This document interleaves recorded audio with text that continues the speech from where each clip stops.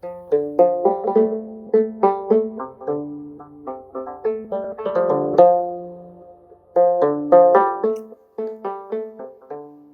ፕሮቴስታንት ወታእታ ድሕሪ ምባል ካብ ራእይ ዮሃንስ ኣይበልን ካብዛ መጽሓፍ እዚኣ እዩ ዝብል ዘሎ መጽሓፍ ቅዱስ ድማ ሓንቲ እያ ንሳ ድማ ብሉይን ሓድሽን ኪዳን ጥራይ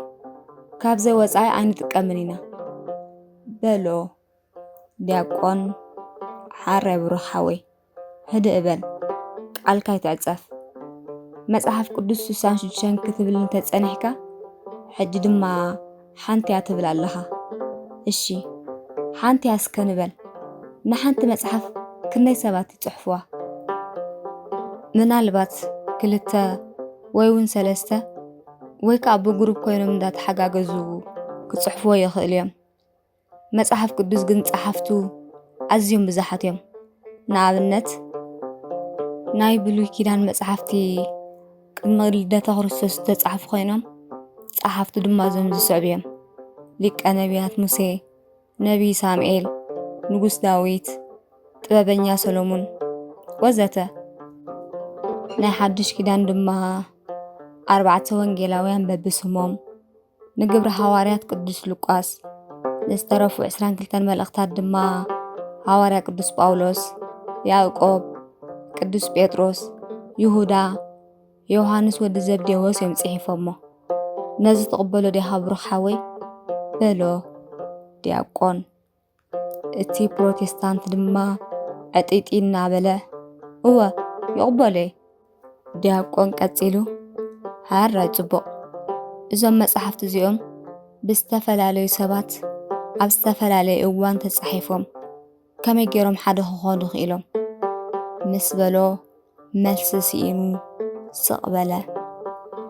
ስለዚ መጽሓፍ ቅዱስ ሓንቲ ኮይና ብ66 መጽሓፍቲ ዝቖመት እያ ነዚ ብዘይውልውል ኣሜን ኢልካ ክትቅበሎ ኣለካ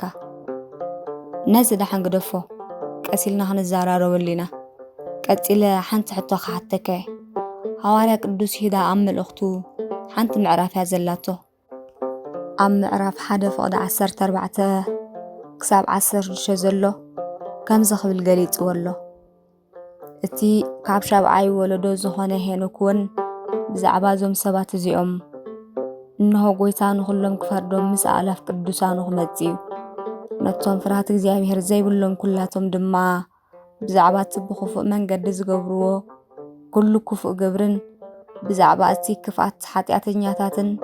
ብዛዕባኡ ዝተዛረብዎ ኩሉ ዘረባን ድፍረትን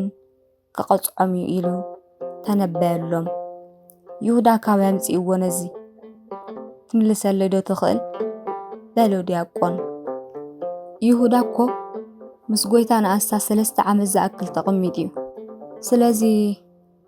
እዚ ናይ መጽሓፍ ሄኖክ ካብ ጐይታ ዝተምሃረ እዩ በሎ ብሩኻወይ ኣስተውዕል ትብሎ ዘለኻ ሄኖክ መጽሓፍ ኣለዎ ንኸይትብል ኢልካ ካልእ ዘየለ ጽሑፍ ኣይተምጽእ ንሕና ክንዛረብ ከለና ካብ መጽሓፍ ወጻኢ ቅዱስ ኣይትስበኹ ትብሉና ንባዕልኹም ድማ ካብ መጽሓፍ ቅዱስ ወጻኢ ትሰብኩ በል እስኪ ጐይታ ንይሁዳ ብዛዕባ ትንቢት ሄኖክ ከም ዝመሃሮ ዝገልጽ ጽሑፍ ኣበይ ኣንቢብካ በሎ ዲያቆን ብሕቶ ምስ ኣወጠሮ ዓቕሉ ጸቢብዎ ሃተፍተፍ ክብል ጀመረ ዲያቆን ቀጺሉ ብሩኻወይ ክርታዕ የብለይን ንኹሉ ይፈልጦ ዝብል ሓሳብ ካብ ልብና ውፂና በቐንዕና መሰረት መጽሓፍ ቅዱስ ክንዘራረብ ፈቓደኛ እንተኾንካ መድረኽ ክፉት እዩ መጽሓፍ ቅዱስ ኣለካ ዶ ሓተተ ዲያቆን እቲ ፕሮቴስታንት እዋለኒ ምስ በሎ በል መጽሓፍ ቅዱስ ክሓዝሞ ንዓና ኣብ ቅድሚት ኣነ እውን መጽሓፍ ቅዱስ ክሕዜ ከም ፈቓድ ኣምላኽ ብመሰረት መጽሓፍ ቅዱስ ክንዘራረብ ኢና ብሉይን ሓድሽ ኪዳንን ትብል ስለ ዘለኻ ኣነ ካብኡ ኣይወፅእን እየ ንስኻ ድማ ልክዕ ብመሰረት መጽሓፍ ቅዱስ ትምልሰለይ በሎ ዲያቆን ተሰማሚዖም ድማ መጽሓፍ ሒዞም ናብ ቅድሚት ወጹ ዲያቆን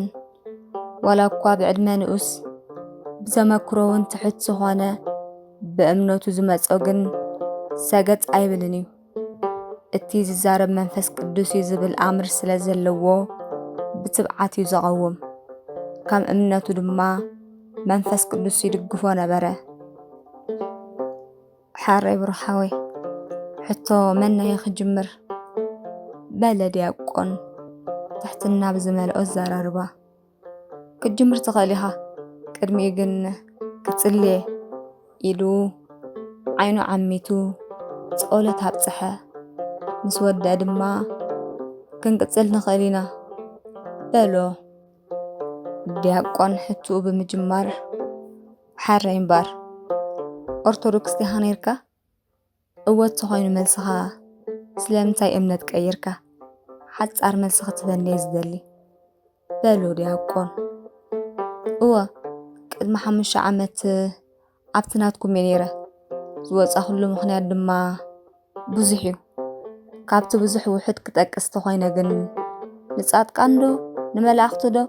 ንማርያም ዶ ንገብርኤል እንዳበልኩም ትገብርዎ ስግደት ይኹን ኣማላድነት ኢየሱስ ስለ ዘይቅበሎ ካልኣይ ድማ ስእልን ምስልን ኣይትግበሩ እንዳተባሃልኩም ኣብ ስእልን ምስልን ምስጋትኩም ብዙሕ እዩ። ካልእ እውን ኣሎ ንሕጂ ግን እዚ ኣኽለካ በሎት ፕሮቴስታንት። ዲያቆን ሓረይ እምበር ሕቶይ ክቕጽል እየ ብምባል ስግደት ንቅዱሳን ኣይግባእን እዩ ከምኡ እውን ከማልዱ ኣይክእሉን እዮም ዲኻ ትብል ዘለኻ? ፕሮቴስታንት ቀጺሉ እወ ትኽክል ኣለኻ። ስግደት ንሓደ ኣምላኽ ኣማላድነት ድማ ብኢየሱስ ጥራይ ዝፍጸም ስለ ዝገብርዎ ኩሉ ጌጋ እዩ በለ። ዲያቆን ድማ ክልተ ኣርእስቲ ሒዝና ስለ ዘለና ከም ፍቓድ ኣምላኽ ሓንቲ ኣርእስቲ ንምረጽ እሞ ክምልሰልከ ነቲ ሓንቲ ምስ ወዳእና ድማ ናብታ ካልኣይቲ ንሰግር በሎ። እቲ መናፍቓን ብዛዕባ ምምላድ እንተዝዘራርብ ጽቡቕ ነይሩ። መጽሓፍ ቅዱስ ዝብለና ብዘይካ ኢየሱስ ኣማላዲ የለን። ኢየሱስ ከም ዘማልድ ድማ ኣብ ሮሜ ምዕራፍ 8 ፍቕዲ 34 ቀዳማይ ዮሃንስ ምዕራፍ 2 ፍቕዲ 1 ክሳብ 2 ዝገልጽ ኣሎ። ስለዚ ተክለ ሃይማኖት ዶ ጋብር ዶ ሚካኤል ዶ ገብርኤል ኣያማልዱን እዮም በለ። ዲያቆን ቀጺሉ ሓወይ ብስምዒት እምበር ብርድኢት ምስ ሰውዓል ትዛረብ ዘለኻ ይመስለንን። ኣስተውዕል ኣርእስቲ ተግፍሕ ኢየሱስ የማልድ እዩ ቅዱሳን ግን ኣያማልዱን እዮም ትብል ክልተ ኣርእስቲ ስለ ዝኾነ ሓደ ክንሕዝ ኢና። ጎይታ ፈራድ እምበር ኣማላድኹም ዘይኮነ ድማ ኣስፊሕና ክንዘራረበሉ ኢና። ናብ ናይ ቅዱሳን ኣማላድነት ክንምለስ ቅዱሳን ከም ዘማልዱ ካብ ብሉይ ኪዳን ኣብርሃምን ንሰዶምን ጎሞራን ሙሴ ንህዝቢ እስራኤል ኢዮብ ንኽልተ ኣዕርኽቱ ወዘተ እዞም ጠቒሰልካ ዘለኹ ብተግባር ናብ ኣምላኽ ዘማልዱ እዮም። ግን ኣምላኽ ዓይለ ልቦናኹም ይኽፈተልኩም ዳኣ እምበር ብሉይ ኪዳን ተሰዓይሩ እዩ ሓድሽ ኪዳን ሓድሽ ሕጊ ከም ትብሉ ስለ ዝፈልጥ ናይ ሓድሽ ኪዳን ሓንቲ ጥቕሲ ክህበካ እየ። ቀዳማይ ጢሞቴዎስ ምዕራፍ 2 ፍቕዲ 1 ክሳብ 2 ቅድሚ ኩሉ እምበኣር ምህለላ ጸሎት ምምላድ ምስጋና ምእንቲ ኩሉ ሰብን ነገስታትን ሰበ ስልጣንን ክግበር እምዕድ ኣለኹ ይብለና ሐዋርያ ቅዱስ ጳውሎስ። ስለዚ ምምላድ ኣሎ ማለት እዩ።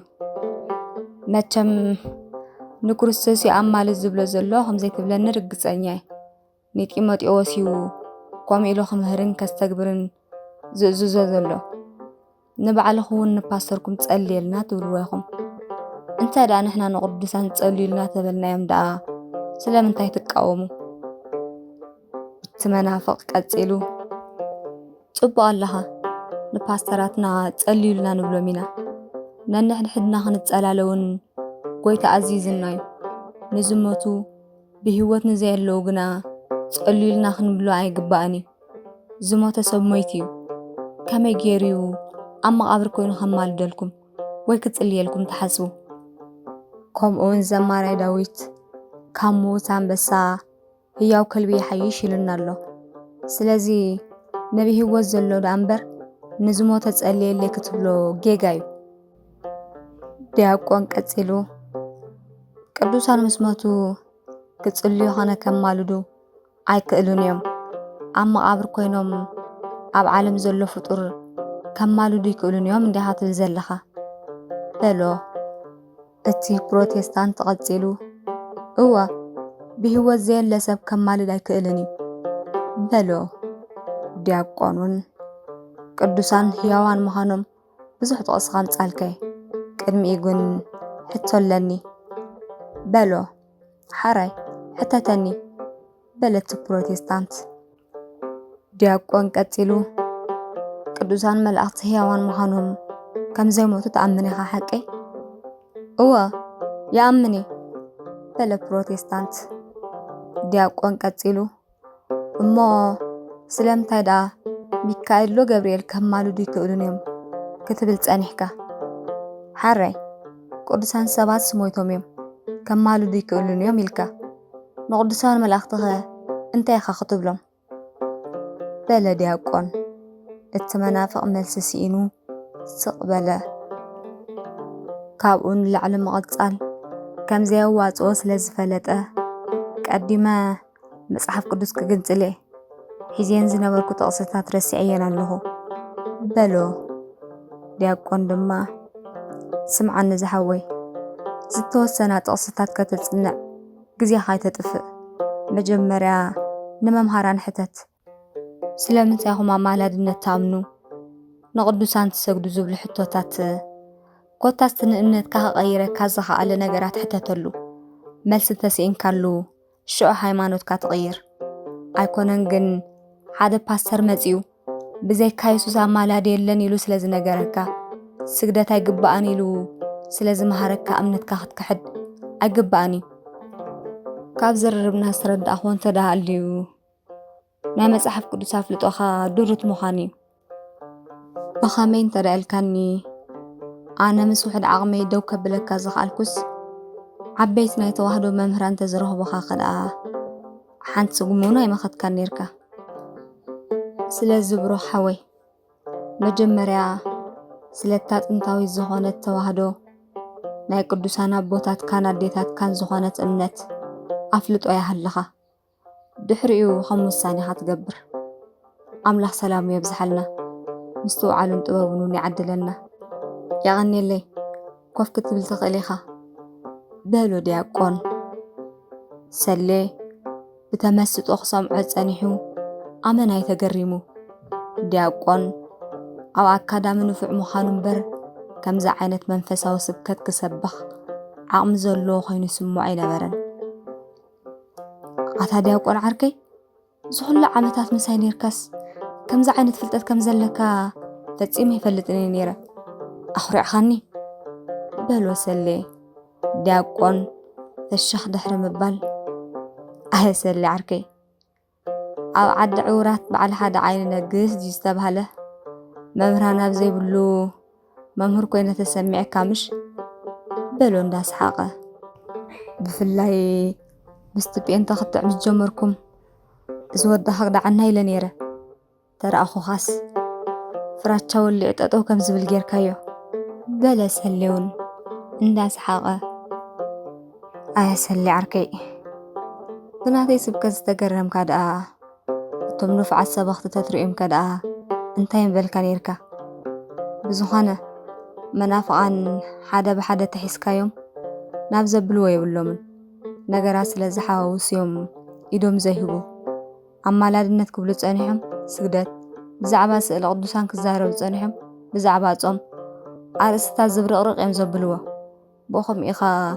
ኩሉ ግዜ ምስ ናፍቓን ዝርርብ ተጀሚርካ ብዘይ ፍረ ትብተን በሎ ዲያቆን። ኣታ ሰሊ ዓርከይ በሲዳ ይኸውን እምበር ነዞም ቆልዑስ ምረኸብክዎን ነይረ ምስአን ተቐርቂረ እንደ መፄ ከመይ ከም ዝገበራ መሓተትክዎን ነይረ። ኣታ ዲያቆን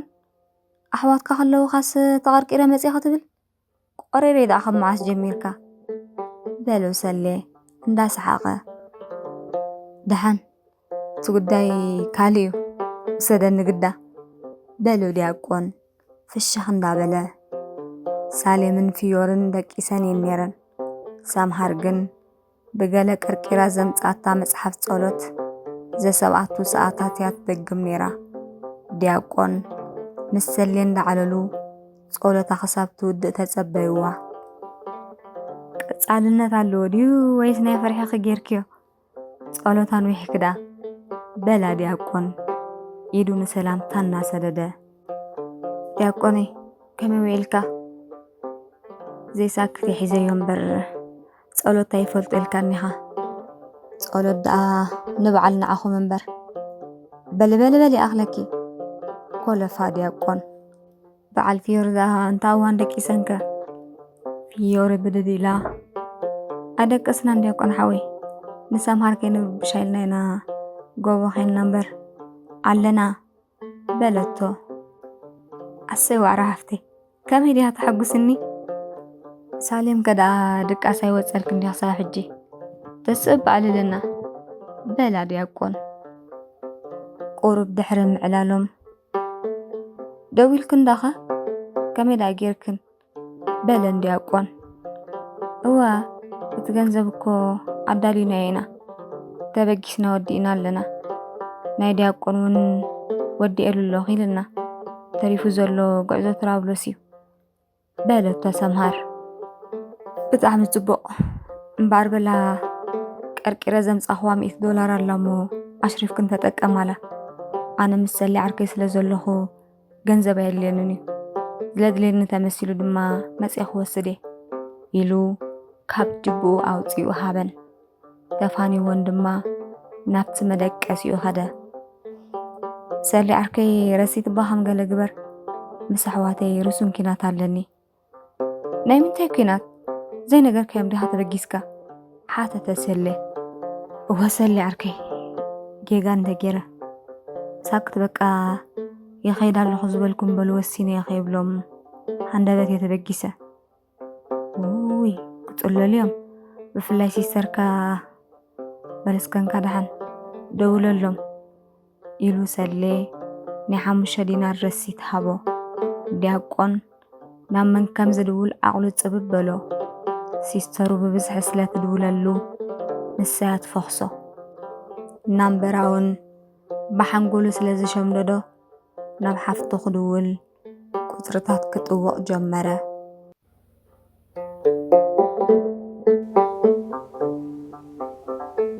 دياقون كترتات مليو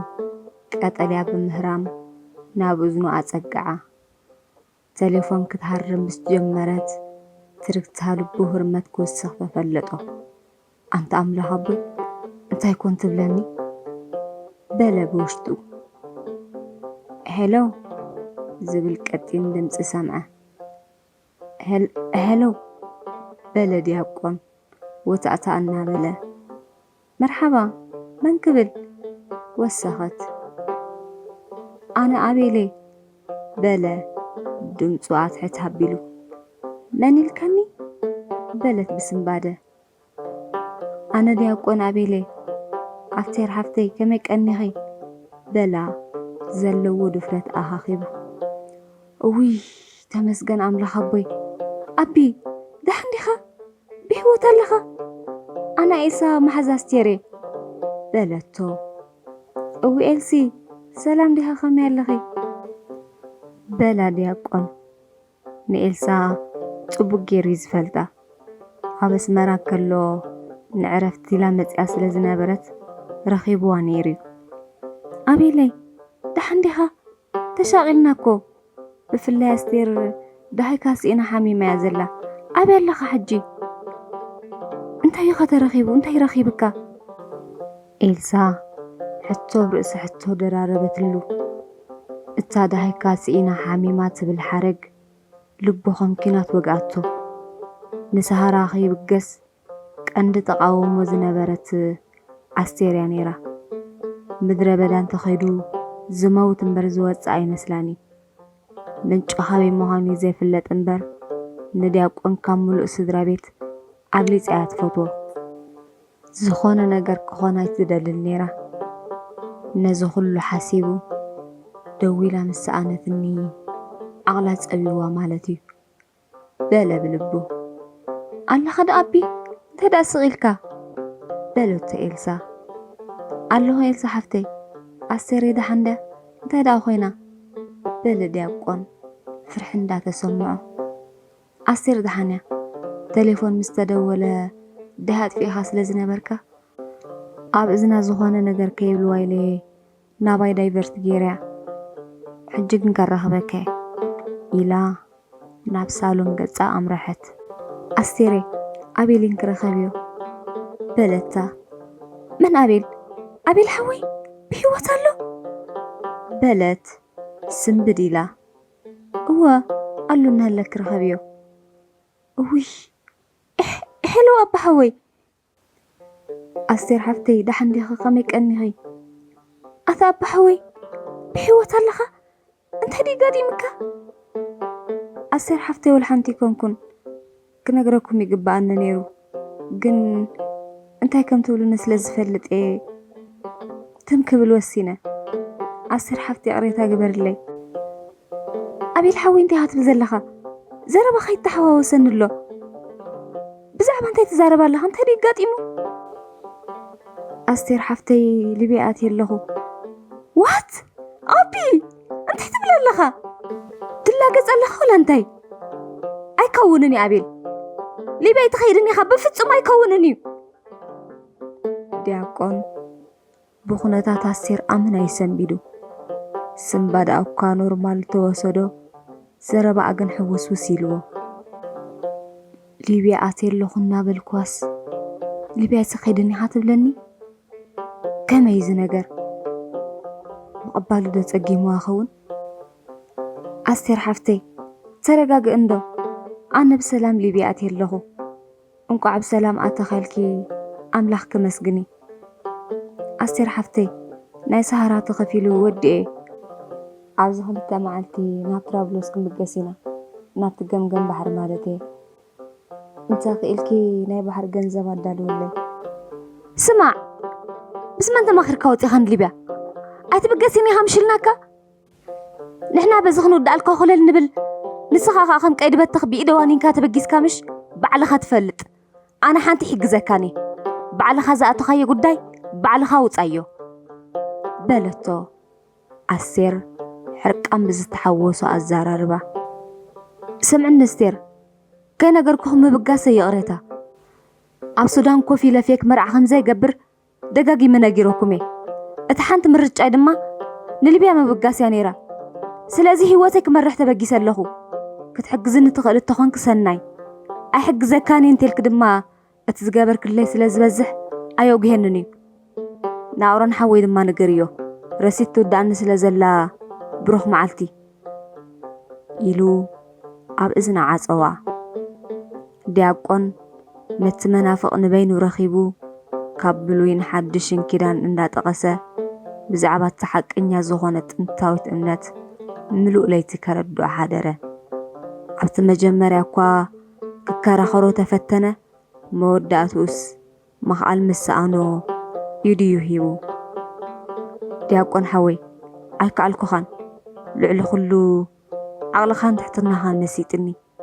ናይ ብሓቂ ክርስቲያን ሰዓብ ክርስቶስ ምዃንካ ርኢኻኒ መብዛሕትኦም ኦርቶዶክስ ከምዚ ዓይነት ዓቕሊ የብሎምን ናብ ፀርፍዮም ዝጎዩ ኣብ ክንዲ ዘረድኡኻ ክፀርፉኻ ካሃርሙኻ እዩ ዝቐሎም ስለዚ ና ከዓ ክንረዳዳእ ዘይንኽእል ናትካ ግን ንበይን እዩ ኣብ ክንዲ ፀርፊ ብሩኽ ሓወይ ኢኻ ትጥቀም ነርካ ብዙሕ ብዛዕባ ኦርቶዶክስ ዘይፈልጦ ዝነበርኩ ፍሊጥካኒ ሕጂ ድማ ናይ ስደት ነገር ፋሕፋሕ ክንብል ስለ ንኽእል ናይ ፌስቡክ ኣድረስካ ጸሓፈለይ በሎ እቲ መናፍቕ ደሓን ፀገም የብሉን ፌስቡክ ክፅሕፈልከ ብዝያዳ ግን ናይ ኣሕዋተይ ቴሌፎን ክህበካ እሞ ደው ኢልካ ብመንገዶም ትራኽበኒ ብዛዕባ ኦርቶዶክስ ናብ ፀርፍዮም ዝጎይ ዝበልካዮ ድማ ዘይከሓድ ሓቂ እዩ ግን ሓቂ ንምዝራብ ንቅዱሳን እንዳዘንጠልኩም ንእምነትና እንዳቀለልኩም እንዳእሞ ግድን እዮም ክፀርፉኹም ምክንያቱ ኣፍልጦኦም ድርት እዩ ቅንኣት እምነትና ስለ ዝለዓለና እዩ ከዓ ብዝኾነ ኣምላኽ እንቋዓርዳና ከምዚ ኢልና ክንረዳዳእ ዘኽኣልና እግዚኣብሔር ኣምላክ ክብሪ ምስጋና ንዕኡ ይኹኖ በለ ዲያቆን ሰሌ ፀራዚ ሒዙ ቴሌፎናት ገጻቕ ምስ ረኣዮ ዲያቆን ቅርብ ኢሉ ታዳ ሰሊ ዓርከይ ክንዝምስ ሽብሻብ ዳ ምብጋስ ኣላድያ በሎ ኣይነገርኩኻ እንዴ መኪና ትመጽእ ኣላ ሎማዓንቲ ክትወፂኹም ንስኻ ግን ኣይትኸይድን ኢኻ በሎ እዋ እንታይ ኮይነ ዘይከይድ በሎ ዲያቆን ስንብድ ኢሉ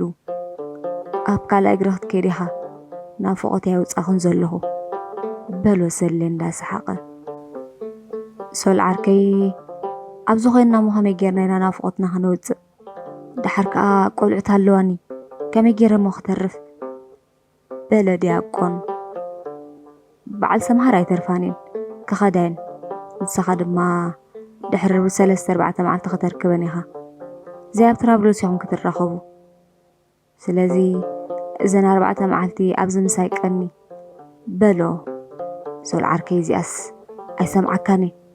በዓል ሰምሃር ካባይ ክፍለያየን ምናልባት ተሰሚዐና ንግን ንቐኒ ክብለኒ በሎ ዲያቆን ኣታኸም ዳ ሓሲበ ነይረ እንዴ ግን እቲ ሰምሳሪኹም ንትራብሎስ ደደኒርኒ በቃ ዳህና ዓም በዓርከይ ኪዱ መን ይፈልጥካ ኣብ ኤውሮጳ ንኽንራኸብ ንኸውን በሎ ሶል ዓርከይ ንኣምላኽ ዝሰኣኖ ነገር የለን ግድን ክነራኸብ ኢና ኣነ ድማ ቴሌፎን ክድውለልከ በሎ ዲያቆን ጉዕዞ ካብ ልጅላብያ ናብ ትራብሎስ ካብ ጉዕዞ ሰሃራ ዘይሓይሽ ኣዝዩ ኣትካሚ ጉዕዞ እዩ ንኣስታት 9 ሰዓት ድሕሪ ምጓዓዝ ናብ ወደባዊት ከተማ ትራብሎስ ብሰላም ኣተዉ መዝረዓ ናይ ትራብሎስ ብኽልተ ዕፅፊ ካብ ናይ ልጅላብያ ይሓይሽ ነይሩ ነፍሶም ተሓጻጺቦም ዕረፍቲ ምስ ወሰዱ ንመሳለጢ ተባሂሉ ነኒ 5 ረሲት ምስ ተዓደሉ ዲያቆን ረሲዕዎ ዝነበረ ጭንቀት ክምለሶ ጀመረ ሕጅስ ንኤልሳ ይድውለላኒ ናብ ኣሮን ምድዋል ይሕሸኒ ኢሉ ካብ ፖርቶፊሊኡ ወረቐት ኣውፂኡ ክድውል ጀመረ ሄሎ ዝብል ተባዕታዊ ድምፂ ሰምዐ ብርግጽ እቲ ድምፂ ናይቲ ጽቡቕ ገይሩ ዝፈልጦ ኣሮን ሓዊ ነይሩ